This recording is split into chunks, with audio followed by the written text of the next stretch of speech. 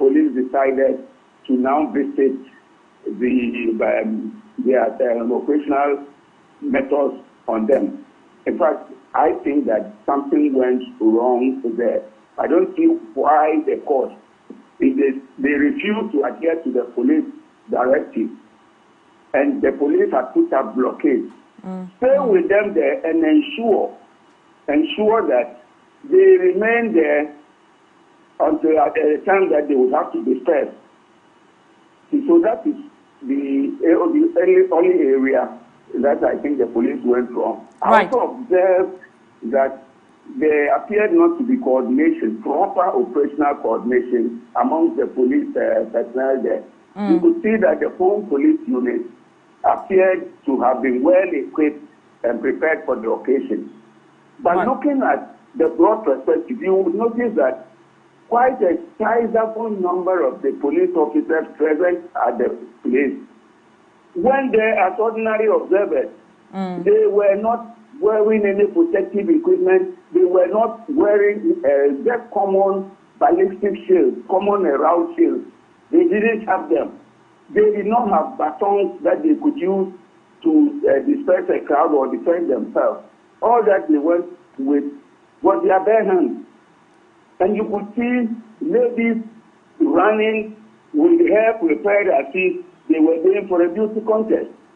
These are the unprofessional things that I observed, the lack of coordination.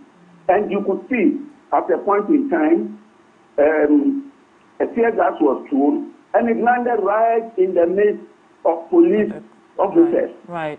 Among the police officers were those who were properly equipped to attack. And unfortunately, you could see other police officers mixing with the crowd.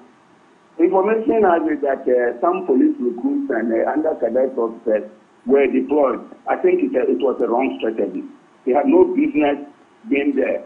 If they had become extremely necessary for them, they should have taken a step backwards and assist when it is that the police had to exercise the right to pick up persons, by which time the well-equipped officers might have gone into action and then managed to disperse the crowd. So these are the few observations that I think I made on day one. So I think everything went excellently well. You could see that the police did what was expected of them. I believe that there was adequate discussions and cooperation among the leadership of the police and the investigators. And so for today, the police actually showed their work as expected of what the Ghana Police Service is known for. Right. Thank you for that submission. If I'm understanding you correctly, then you're placing some responsibility on the police for what ensued yesterday. Hello? Yes, I can hear you. Yeah. Let me just go to Adam Bona. I didn't hear your last comment. Yes, I'm saying if I heard you correctly, you're placing some responsibility on the police for what happened yesterday. Hello? Can you hear me? Yeah, okay, I think it's better now. Okay, if you can hear me, what I'm saying is that you're placing some responsibility on the police for what happened yesterday. Yes, certainly. Yeah. Okay, great. Certainly. Let me. As we often say, it takes two to tango. Okay. The leadership. You see, if for nothing at all, the police had an easy way of handling this situation. They could have handled it better. Come again. They could have handled it better. Yes, a better way would have been the people insisted upon taking a route that the police disagreed with. Okay. So all what the police needed to do is allow them to go ahead, shepherd them. If it is that they become a little bit routed, then you go into action and give it to them appropriately. That's one I would always support. Okay. Once you disagree or go astray as agreed, then the police had the responsibility to give it to you properly. Thankfully, the one excellent thing the police yesterday did was that there was no show of any weapons that could have taken any problem for them. Okay. I think they used the appropriate route equipment. The unfortunate thing is that the timing was absolutely very unnecessary. They did not, because they could have allowed these people, going by the Public Order Act, or what you needed to do was to invite the leadership after everything, and then put them before court.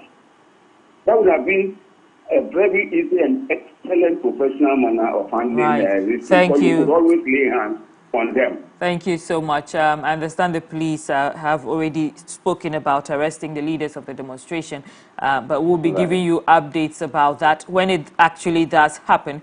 Let me go to Adam Bona. I'll re-engage you in a moment, but Adam Bona is a security and safety expert, and he is on the phone with us. Good evening, Mr. Bona. Mr. Bona, good evening. Can you hear me, please? Can you? Yes, I can hear you. Yes, I can hear you. Just hold on for me. Can you hear me? Yes, I can hear you. My light just went off, so I've got to step out. So give me some few minutes. Sure, no problem. I'll come back to you shortly. Let me engage Jonathan in the meantime while you recompose yourself. Jonathan Asante-Otri is a political analyst and senior lecturer at the University of Cape Coast. He's also still on the line. Good evening, sir. Good evening, fellow. Thank you so much for joining us. The previous speaker was talking about how the police could have handled the situation better yesterday. Now, if you look at this demonstration, it started yesterday, and yesterday it ended in a bit of chaos between the police and the protesters. Today seems to have been a more organized protest where they started from the Elwak station, from the Elwak Stadium, I beg your pardon, and ended at the Parliament where they presented their petition. We saw the tail end of that where the minority and majority leader accepted that petition. What do you think about the reaction of the police and the way that the demonstration was organized yesterday? Let's start from yesterday and come into today. Let me say good evening to MX24 and the EH viewers. The point is that when you have that kind of enthusiastic police force, as it were, thinking that when you have that kind of civil disobedience, if I may put it that way, in terms of demonstration and other things, it's as if you are making their government unpopular. That is the kind of thing that will motivate them to do the unthinkable. It is just quite unfortunate that such democratic rights as usually we express in demonstrations here and there, it shouldn't have degenerated into that particular arena because these are people who are not armed, they did not come to fight, but obviously when you have a gathering of masses and you just cannot control the mind and heart of everyone, and if you are police, a member of the police force, you ought to be very careful whenever you are trying to protect or, as it were, guard. And if you are not politically motivated, I think that there wouldn't be the need for you to go overboard. And it is just unfortunate that we got to this particular, level when it comes to yesterday's demonstration. And I'm happy that today's one has been well organized. Probably they might have received some kind of instruction, as it were, from the top. And if that were not the case, looking at what transpired yesterday, they might have thought that there would be the need for them to use a higher-handed, kind of operation or protection, or as it were, to ensure that the demonstration goes as planned. Because when you have a group or a group of mass demonstrators gathering around certain places or moving, you ought to be a bit careful because anything that you do can trigger. And you see, you look at the economy as we find ourselves, it is not the right time, as it were, to try to, push some people away or to subvert, as it were. Because if you do that, there will be a reaction, and that is not the way to go. And you see, once you are bearing arms as police force and you are to protect and to ensure that things are done orderly, if things go haywire, it is you that you will be the first group of persons to be blamed because you are bearing arms, because you have access to tear gas, you have waterboarding, you have warm water and all those things, hot water that you can even splash on the people as well to disperse them. So you are rather armed. So if you are not able to protect the crowd and ensure that they do whatever is right as far as demonstration is concerned, if it goes haywire, it is you that they will blame. And I think that yesterday's one was quite unfortunate. And I'm happy that today's demonstration has gone that well. I would rather even entreat the police that all those people that they have arrested, I think that as a way of ensuring that there is that good rapport between the two, they should by now release them. And they shouldn't even have their records as it were, because they were just expressing that kind of thing. And then apart from that, all those people that they think that they will want to prosecute, if you do that, you are rather triggering, another kind of reaction as far as the masses are concerned. Given the issues that have been mentioned by the group, the reasons for which they are demonstrating, unemployment, taxes, a few other issues confronting the nation, they said, do you think government needs to come out and respond to these issues that have been tabled? Well, obviously, there should be some kind of response, but it shouldn't be a kind of response that will only be bearing on some kind of political response. Because the reality is that the kinds of things that they are saying, kinds of things that they've tabled, before before domestic media and international media, all these things are real, and the government, the party in government, recognizes that. But as to whether they really have the solution, it is also another thing. But what they are expectant of, as far as the government is concerned, is that there is the need for Ghanaians to see that the government is putting in place certain things. It's not about explaining to me that because of COVID-19, that is why we are suffering. It's not about explaining to me that there is the Russia invasion of Ukraine. That's the more reason. Explanation, when I go to the pump, the explanation will not buy 50 cedis or 51 cedis worth of fuel as gallon. It does not do that. Explanation I cannot take explanation to the market to buy tomatoes. I cannot take explanation, to say that commodity prices that have risen, so high, should be brought down. It does not work like that. We need to see some kind of intervention as far as government policies are concerned to ensure that within the next 6 months, we'll be able to ameliorate the kind of severe suffering Ghanaians are going through. To be frank with you, when it comes to the situation as we find ourselves in the country, it is just quite unfortunate, because if we are not careful, if we are not careful, anything can happen, and that is not the way we want to go. And the likes of Mr. Oponkroma saying that they want to destabilize the country, I think that is a little too high on his part. It is just quite unusual that you have one group going on demonstration in 2 successive days. I think that is something that is yet to happen. But I don't think that anybody will want to destabilize this country. And I'm happy that their petition has been received by both sides of Parliament, as it were, and government will have to look into it and ensure that even if you cannot solve all at the same time, we need to see that implementable solutions have been put in place, and that is just the way to go. Do you think they should have been allowed access to the Flagstaff House yesterday? Well, I think that with the Flagstaff House, if you look at the atmosphere, they were too charged. Okay. I don't think they would have done anything untoward, as it were, because the Flagstaff House or Jubilee House is well guarded and well protected. It will rather have even inured to the benefit of the president and the party that is in government, that they are indeed tolerable, and that they want to deepen democracy and then ensure that the governance structure, is well ironed. Other than that, I don't see why they would have not allowed them. Even today, they could easily have done so. And it does not take anything away from us. That is not a time somebody is going to commit or conduct a coup or something of that sort. Sometimes security issues, are raised or exaggerated to a point as if the world is even coming to a close. And those things are quite unfortunate. So if they had gone to the Flagstaff House or the Jubilee House, I don't think it would have taken anything away. I think it would have rather inured to the benefit or removed some kind of bad publicity as far as the current president and the government is concerned, because people think that the culture of silence as of last year was virtually in the system. Many people spoke against that.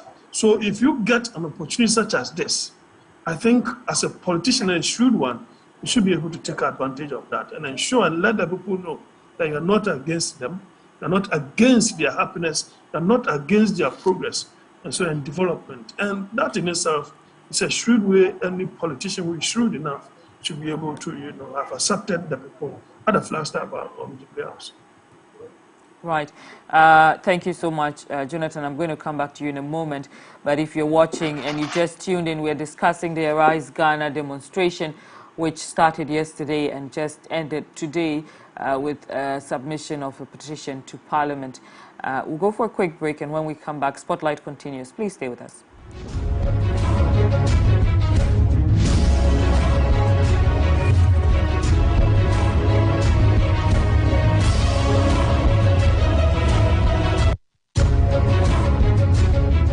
Pay your taxes and let's free God. I'm a nurse. I am a farmer. I'm a spare parts dealer. From other nations. Charlie, things hard, I know, but no matter how difficult things get, we always try to do the important things. By paying the e-levy, I'm supporting government to help provide adequate health care for everyone. Let us do this together. We deserve a prosperous Ghana. With less than 20% of eligible taxpayers registered for income tax, the government has done significant work.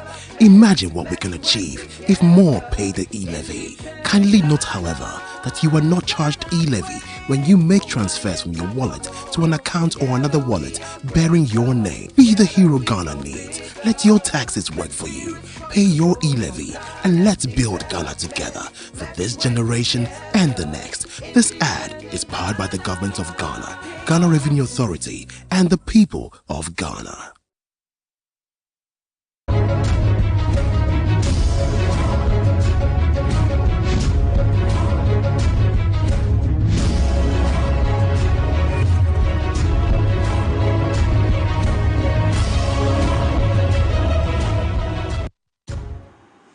Welcome back to Spotlight on MX24 television. Still discussing the Arise Ghana demonstration. Let's just move to Adam Bona, who's a security and safety expert, and he's on Zoom with us. I hope you've stabilized your Zoom now. Correct. Yes, I have. Right. The light hasn't come back, has it?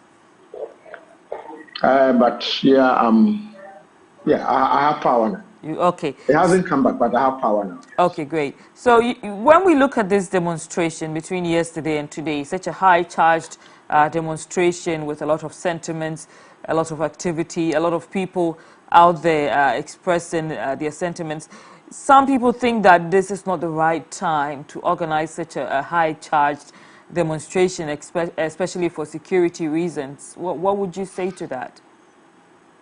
Well, good evening to your viewers and the other panelists on the other side.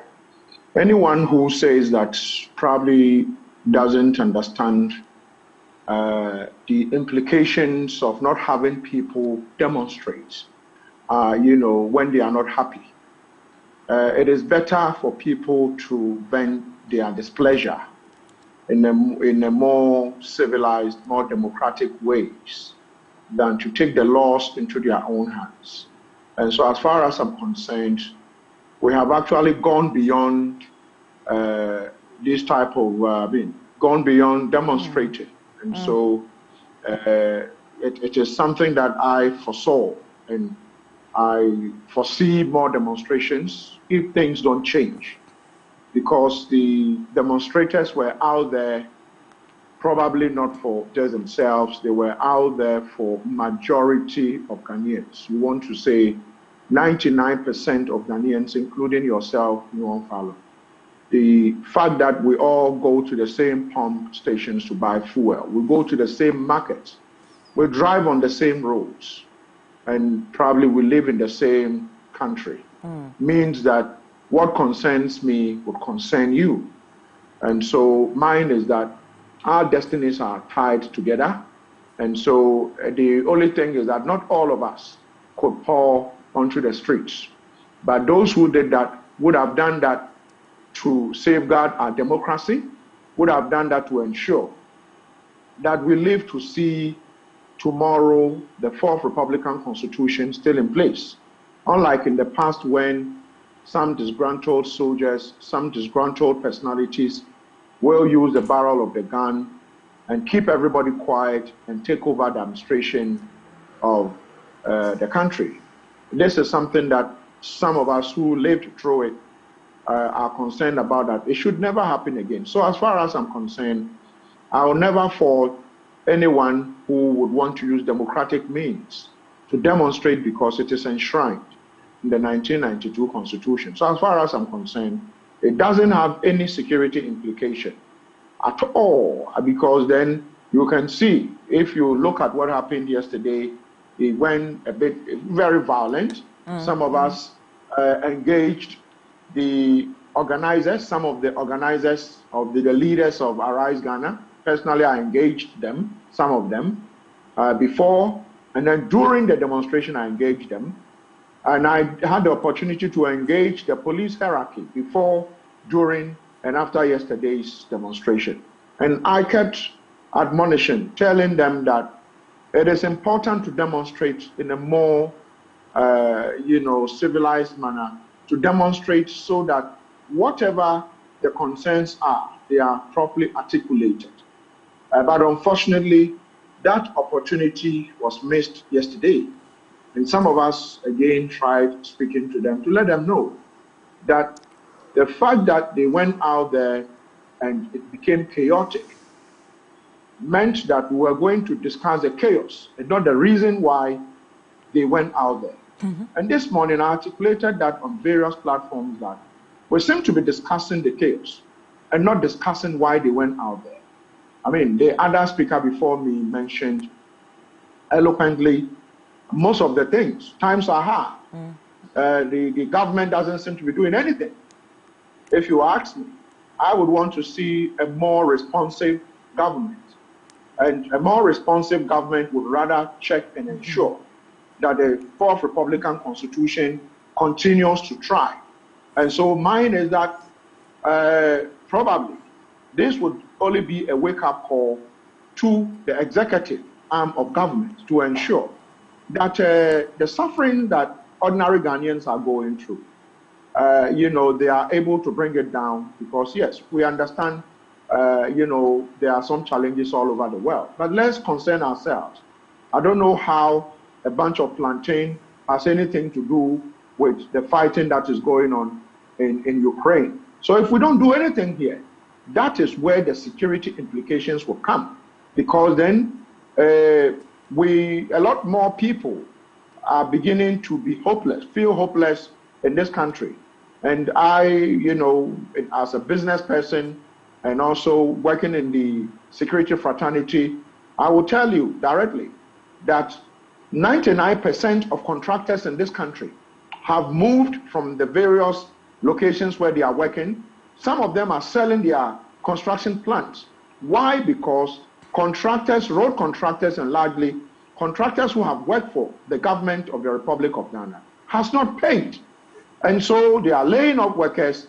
The workers are becoming agitated in their, the various companies they work. And when some of these things reach us, some of us, you can only share your concerns and urge that, well, some of us, you have the occasion sometimes to talk to those who are supposed to be governing the country. So you tell them how serious the challenge is, the issue is becoming.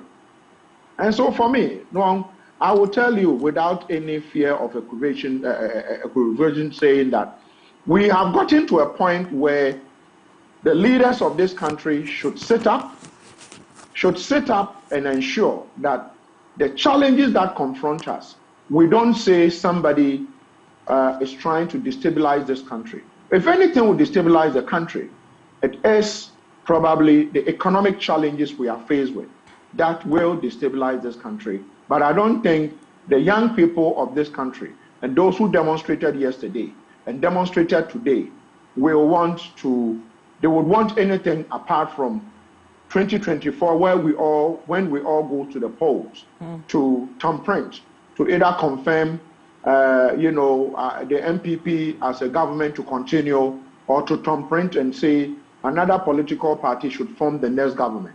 I think that is what all of us want to see. So for me, what happened yesterday was despicable, should not have happened, wrong. It should never have happened. But some of us tried to prevent it by talking to both sides, but unfortunately that didn't work. If you look at it today looked more like how we do things in this country. Yesterday didn't look like it, but today looks like that, where there were enough police officers, the demonstrators were not really, they, marched and sang whatever songs, presented their petitions to the various sectors, the individuals and sectors they needed to go to, which I felt that this is what we want to do.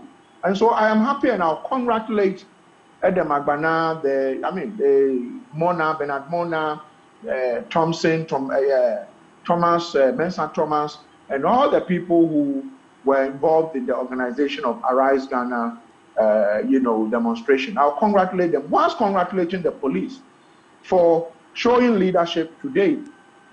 Yesterday didn't go well at all, but today, that's one thing I've been saying today, that we didn't import police officers from Britain. We didn't import police officers from the United States. It's the same police we had yesterday that were presented today for the demonstration. So what went wrong? I am sure that the police as administration, they are clothed with power to investigate these issues, would put their own report together and let us know. But I would say that the strong throwing and the standoff and all that was completely unnecessary. If you ask me again, I'll say the leadership of the demonstration, engaging some of them, I sensed somewhere that there was a bit of confusion. Some of them thought, let's stick to what the court had ruled on, despite there is a stay of execution. Others thought that no, the stay of execution meant something else. And I told them that you, the leaders, must be clear. I mean, as a former student leader and probably having led or been part of demonstrations in the past, I mean, leadership would have to always know which route you are using, what you are doing, in order to lead the people, your disciples who are following you. But the moment the leaders who are leading the disciples are disorganized and a bit of disagreeing, then you would have what happened yesterday. But I'm sure that they reconvened, looked within to be able to say, something went wrong. And today, I have followed it and, put my eye on, watch whatever went on. And they continuously articulated the challenges we have in this country. And that is what some of us thought we missed yesterday. Right. Mr. Bonaso, you're saying that although the police could have been more professional, the organizers could have also been a bit more organized in executing what they had to do yesterday. Exactly. I mean, like I'm saying, this is not hearsay. I spoke to some of the, the known leading members of Arise Ghana demonstration, and they promised, they told me that, me, I can't kill a fly. And so there's no way we are going to do anything untoward. I had a conversation with the police hierarchy. The police hierarchy, they said, and you heard the great speech the IGP gave at the police training school. It's a speech that if you ask anyone to mark it, would give the police A+. But unfortunately, certain things didn't go well as planned. And so I would say that the onus is on the police and the organizers to sit together and look at what went wrong. The police have said, we are going to prosecute the leaders of the demonstration. I will leave that to the police and hope that the leaders of the demonstrators showed leadership. Probably the police will say, go and not do that again. Go and not sin again. But as for the police prosecuting them, I wouldn't want to say do it or don't do it. I think that they should sit together, because if you ask me, until something drastic takes place, where we are heading to from what I know isn't too pleasant, And so for me, I want to see the President of the Republic, who we voted for, as the Commander-in-Chief of the Ghana Armed Forces. If anything goes wrong in his tenure, it is on his head forever. And so Right. I would want to see him put in a lot of measures. Some of us have said that why keep the same set of people in government for how many years when we know some of them are non-performing? I wouldn't mention the name. But that has direct security implications. It has direct security implications because the president should give all of us hope. Once people have hope, the tendency to destroy, the tendency to be chaotic lessens, because then you believe that the new set of leaders who have come, or the new set of appointees who have come, are going to bring some amount of relief for everybody. But unfortunately, Ghanaians largely, those I'm speaking to, and even some of them in the president's own government, seem to be tired. And so mine is that one, if the president cannot relieve Adwa Safo of her position, she's been away for 1 year or so. She's not in parliament. She's not acting. She's not in her ministry. We are going to be paying ex gratia for her, as a minister, and I believe as an MP, come 2024, 2025. When people think about this alone sends shivers through those who are watching on the lines. And all they say is that it looks like nothing is happening. When people begin to think that I have nothing to lose when I destroy, then they will tend to destroy, because then, well, if I destroy it, say it in a can. So I think that the president owe it to all of us he's the only person we voted for, to show leadership and let us know that he is still the commander-in-chief of the Ghana Armed Forces, and this country will not break into pieces under his feet. Thank you so much, Mr. Bona. Can I accept that as your last remarks, because we are almost out of time? We have barely one minute to go. My last remark would be, let's continue to believe in the Fourth Republican Constitution. Let's not do anything that will destroy the way we have lived. Let's use democratic ways of resolving our issues, like the police went to court and the court ruled, and the demonstration didn't go well. Today it's gone well. Let's continue to believe in ourselves and believe that being a Ghanaian is something that a lot of countries would want to have, and they can't have. And so let's pride ourselves that we can do better. That's all I can say, and hoping that by tomorrow, all the debris around would have been cleared so that we can go back to our normal duties thereafter. Thank you so much. Adam Bona is a security and safety expert. Let me just go to Jonathan Asante-Otri, who's still on the line, just for his last words there, especially on those who have been arrested. Thank you, Paula. I think that I will entreat the police by now that things have gone well. As I said earlier, they should release everybody. There is no need to charge anybody. You don't have to, rather let the people get. What about their intention to arrest the leaders of the protests? Do you think that should still hold? As much ado about nothing. As much ado about it's not necessary. Will the police also make themselves, available, as it were, for their attacking the demonstrators? The okay. Right. If they also have evidence against them, they can send that to court as well. I think that when it comes to, as Dr. Bona said, it takes two to tango. And things of that nature, if they are not going on that particular target, probably things of that nature wouldn't have happened. But having seen what has transpired today, I think that all those things, it belongs to yesterday, and we must move on.